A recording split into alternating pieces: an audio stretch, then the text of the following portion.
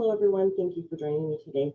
I have put together for you a three-part episode of the interview that I did with Jesus Payan back in December. I know it's a little late getting out, but when I got into this, I didn't realize how difficult it was editing and recording and setting up interviews. And so this is a learning process for me. Good learning process, but I hope you enjoy. So in this first session that I have put together for you, it's basically, unfortunately, when I started the interview with Jesus Payan, the interview didn't start off quite as an interview would normally go. We ended up just picking up our conversation and starting right from where we left off when last time we had talked. So the information that he was passing on to me was some of the new stuff, and I didn't really get to give a very good introduction for him and his show, which he has actually changed now from Breaking Bigfoot to, he's actually changed his show or has added a show, Breaking Bigfoot, and now it's actually Breaking Discoveries. Very interesting, some of the things that he's gone out and discovered, and so this is what he is actually sharing with me in this first part. So without further ado, enjoy. I hope you enjoyed it as much as I did. Okay. But Anything I send you, you can show. okay. So yeah, that looks like I would say that looks like a mammoth skull bone. Right? And you can see a giant rib cage too. Yeah. Trip out on this. Okay. So right now this is just a couple days ago. All right. So it's a video. I'll send you both. One's the short version, and then there's the longer version. Okay. Got footage of a UFO going. That mountain that we're facing, that you see right here in the video, that's the mountain. That's the mountain that I was climbing. I was more to the right side of it. My wife called me. She was like, come here, look. And yeah, I went outside and there's a UFO. It's going right there. That's what I'm going to send you. So I went camping with my mom and dad, right? Yeah. Again, not that long ago. And my phone has night shot, So I took some pictures and couldn't see nothing, because it was night shot. It's like night vision-y, sort of, but not. It just amplifies all the light from right there. So we just had a little fire going, the campgrounds in the mountains, and we're just talking and stuff, and that's the only light in the whole place. So I don't know, farther than 10 yards, it goes black. You can't see nothing, forest. So right here, I took a picture. I circled it.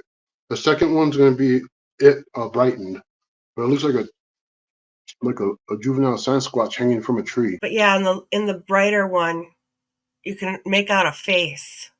Right? More of a body, like it's just hanging there. Yeah. With one arm, yeah. Yeah. And then right here, you can see on the left side of that tree is a Bigfoot with eye shine, and on the right side of the tree looks like a gray. Holy shit! Right?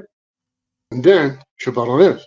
Same time, you just within the same, little evening, nighttime, or bedtime, whatever you want to call it, because it looks like a dog man or a werewolf. Oh yeah. Right? Has pointy ears and everything. Other than some of the pictures like this, have you had any like confrontations with any of those? I've only seen the dogman one time other than that one, and that was down by my parents' property. Me and my cousin had just come from a Bigfoot hunting, and we're recording ourselves talking about Bigfoot, and he asked me about Dogman. So this is what's weird, because like how did the Dogman hear us? Because we had just said it. It wasn't like we planned that. Mm-hmm. And we finished filming, and I was talking to him, and I saw one run behind a mesquite bush real fast, and the mesquite bush is like 7 feet tall. So to see its head above it run by real quick, and we had a campfire going too, right there in the desert. But it was completely silent. And I just saw it go, shoo. I was like, what the fuck? I've only had one hairy confrontation with a Bigfoot. I think it was a younger Bigfoot teenager, and yeah, it came out to that property, same property again. And so with a friend, it was like 2 o'clock in the morning, and we are looking for UFOs, and we heard something walk up on the gravel road that we were on, and it was bipedal. We had just walked on the road too, so we know what it sounded like. And it started pacing back and forth, back and forth, back and forth, and it started, speeding up, speeding, going like building up courage. You know what I mean? Trying to Yeah. build up some cojones. And so we grabbed some rocks because we couldn't see. It was pitch black. All you could see was stars. There was no moon out or anything. We're in the middle of the desert at like 2 o'clock in the morning, and picked up some rocks and we tried to throw it at it to scare whatever it was because it wouldn't answer back, and didn't hit it. And now it's pissed off, I guess, pacing even faster. So I reached down again. I squat down and I grab a good sized rock that would be good to throw. So I stand up and I closed my eyes, even though I couldn't see it. It was easier for me to see it with my eyes closed and follow it, And I chucked that rock, wham, hard as I could. I threw it really hard and made a zip sound like zip, and it hit it. Bah! Ah! I screamed he screamed, and we took off running. Ah! Back towards the house. The house is in the middle of a 5-acre property, so that's a good little jog. You know what I mean? And while we were running, we finally got close enough to where the floodlights started, illuminating slightly. I looked to my left and I could see it. It was just on all fours, just nice and easy for him. I'm there at the time. We were like 400 pounds. I was like, going like 3 miles per hour, And yeah, it just looked at me while I was running and looked pissed. And we ran up to the deck, and it tackled the deck. Wham! On one side, they ran around. Wham! Hit it again. We got inside the house, slammed the door, the sliding door, and closed the curtains. We're like, what the hell? That was like in 2003, maybe 2002. Then there's the Bigfoots that I saw. They came to my tent. Some dude said that he didn't believe in Bigfoot. And he said he, picks up antlers from the elk sheds and deer sheds and I guess sells them to people. He said he'd been up and down the mountain bazillion times and he ain't never seen no Bigfoot, nothing. And I told him, well, if you ever want to come up and I can show you some crazy stuff, then maybe you say benefit of the doubt. And he was like, all right. So eventually he called me one day and said, let's go, bro. Let's go. Let me show you how Bigfoot doesn't exist. And I was like, all right. So I took him to one of my research areas that I've been researching for like at the time like 14 years already. So I already knew that area was just heavily populated and there's little baby Bigfoots there. I got pictures of them and their parents and 2 infant Bigfoots hugging a tree. And yeah, so I showed him a bunch of tree structure stuff and he was still like, I don't know, maybe someone did that. I was like, yeah, some hunter came up here, picked up a 10,000-pound log, stuck it upside down. Yeah. So I said, you want to try doing some tree knocking? I go, they're here, they're watching this right now. And he was like, okay, dude. So I did the tree knock, quack, quack, quack. Stayed quiet, and right up the hill, you hear whack, whack. And the dude's eyes are like, what the hell? He said, do it again, do it again. And he did it back again. He's like, I was like, I told you they're here, bro. And he goes, can we spend the night? And I was like, you understand that there's giant apes, man, people that can go with your head. You really want to stay here tonight? Yeah, bro, I got a brand new tent too. It's in the truck. Right? I'm like, all right, dude. So we did. We stayed. They came. They came and they looked in our tent, reached under the tent, and knocked him over. When they reached under the tent, knocked him over, and then they peeled off the top of the tent and looked in the vent hood down at us. And that's that picture I just sent you. That's one of them. And then I mirrored the face so you can see what the whole face looks like. At some point, a green skin, red-eyed gray was there with them, apparently. There's 2 Bigfoots and one, I don't know what the hell to call it, reptilian, alien, demon, I don't know. But it was looking in the tent too. And then I mirror imaged it so you could see what the whole face looks like. Yeah, so that's definitely not like any other typical alien image that I've ever seen. That guy pretty much was having a nervous breakdown by the morning. and he gave me his tent, and I never heard back from him ever again. It's not real, is it, huh? It's amazing. I've heard so many stories where, people experience these things and that's it. They could be friends for years Yep. and all of a sudden that's it, just done. I had a friend named Cito Velasco. He's former military, knew him since high school. We're still friends. And he told me, I know you're into UFOs and all that weird stuff, bro, but I still don't believe in UFOs and stuff. I've been on military bases, in different parts of the world, and I haven't seen anything, so like until the day I see something, he was like, it's just weird, funny, I guess he was. And I was like, we're sitting in his front porch, and I'm looking up at the sky, and I don't know, you just get a feeling, weird feeling. And I look up and I see 7 stars, uh, which shouldn't be out that early. It was just evening, you know. And I go, hey, look at those right there. I go, I bet you those are UFOs. And he's like, those are stars, man. And I looked at him and I said, he doesn't think you guys are real. And they all went, vroom, glowed, and then one of them flew away. He about shit his pants. It was hilarious. He was like, "Oh my god!" And it was just like, I don't know. It's been 5 years since that happened. I hadn't talked to him in a while, and he wrote me recently, and first thing he said was, "It changed everything, man. It changed everything. It messed with my whole concept of what was reality." And it was, I can't. I saw it with my own damn eyes, bro. You were right there. I saw it. You said that, and then he was just like still freaked out about it. Mm-hmm. And I'm over here like, I see all that all the time, you know. I ain't trying to like, say it's not awesome and amazing and epic, cool, but I've been seeing UFOs and the little guys since I was a little kid, you know. One of my abduction story, because it's generational. My parents to my grandparents, and then I'm Mayan Indian. My from the Maya people. This my last name is Payan. It stands for First Ones.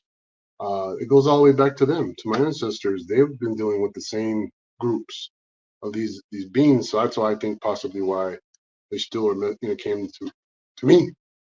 And yeah, so in Mufon book called a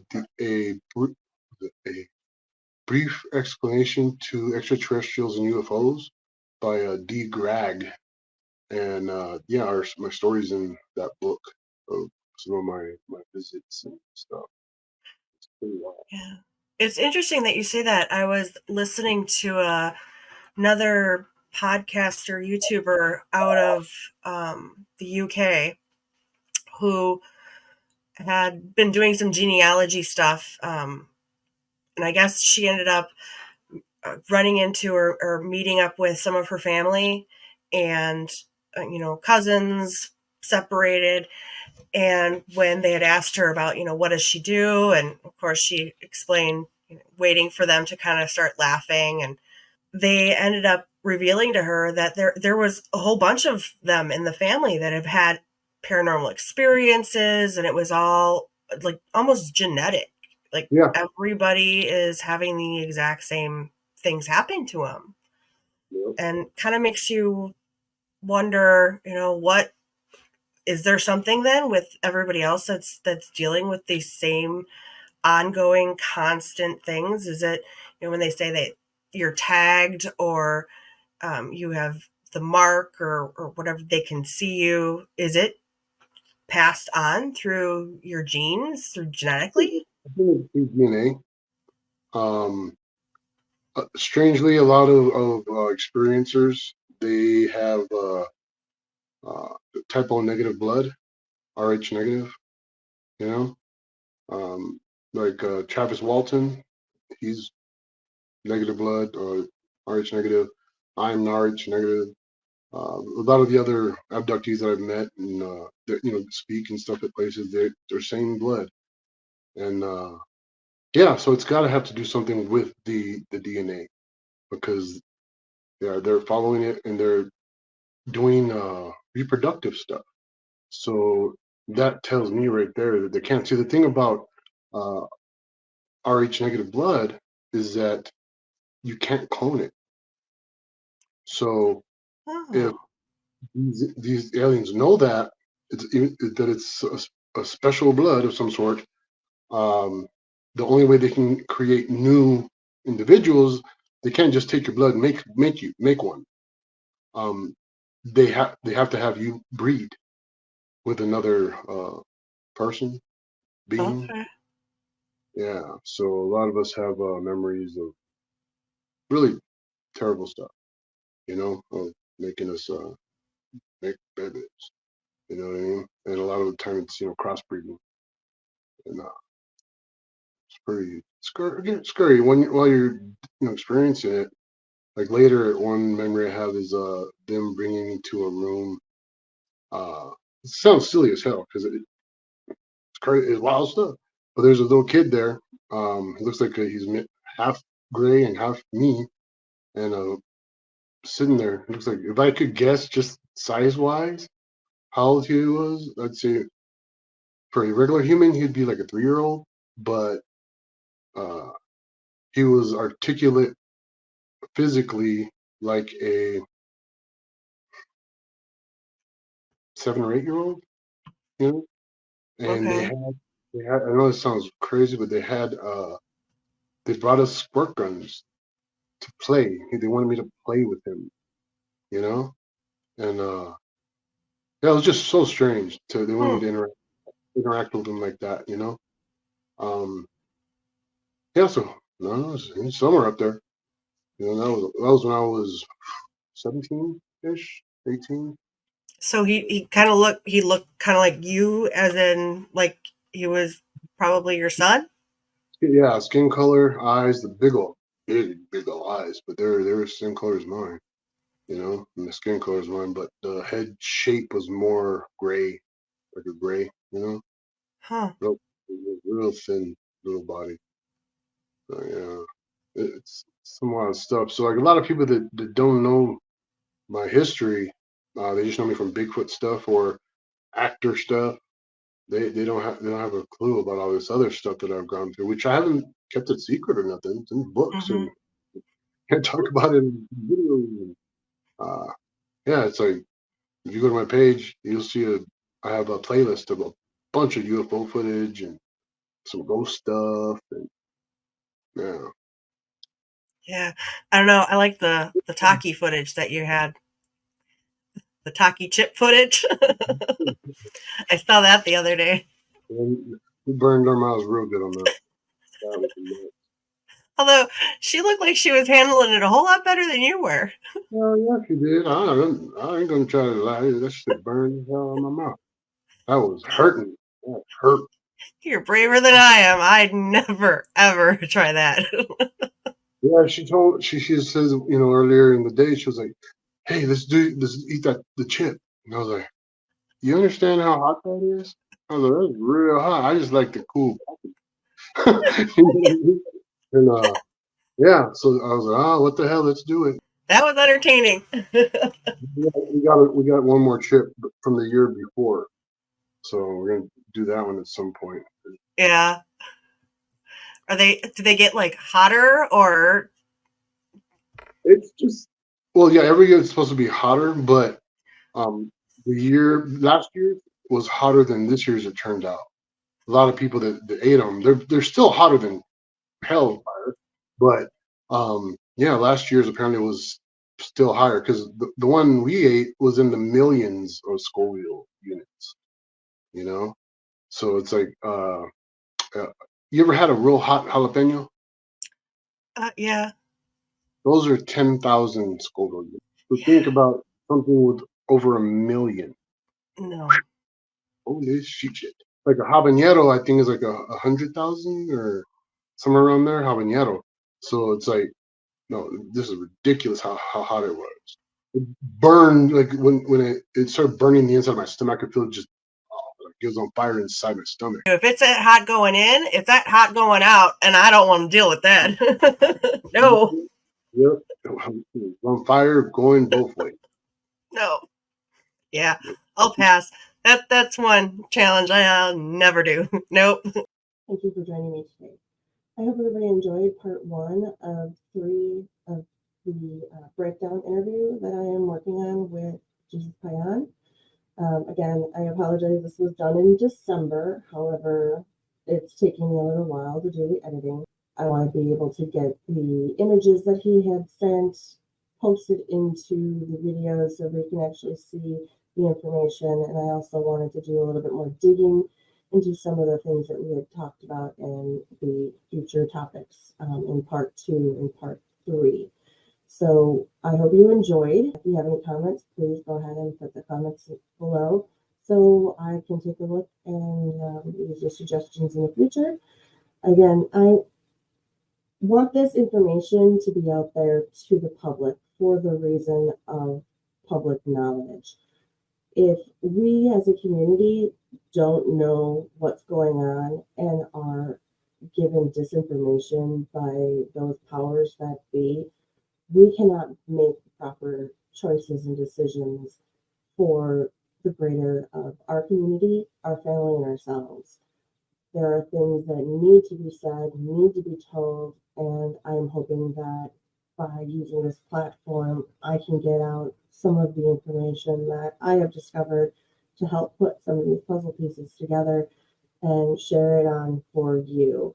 So I hope you enjoyed this. I hope you got something out of this, and hope it maybe added to some of the puzzle pieces that you were missing in your discoveries and your journey through this paranormal arcane world. If you want, please hit the like and subscribe.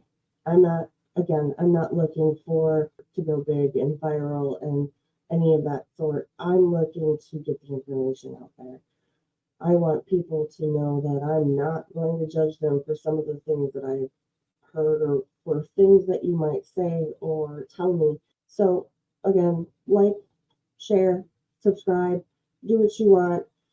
Please be kind in the comments, and everybody else, have a great day. Thank you.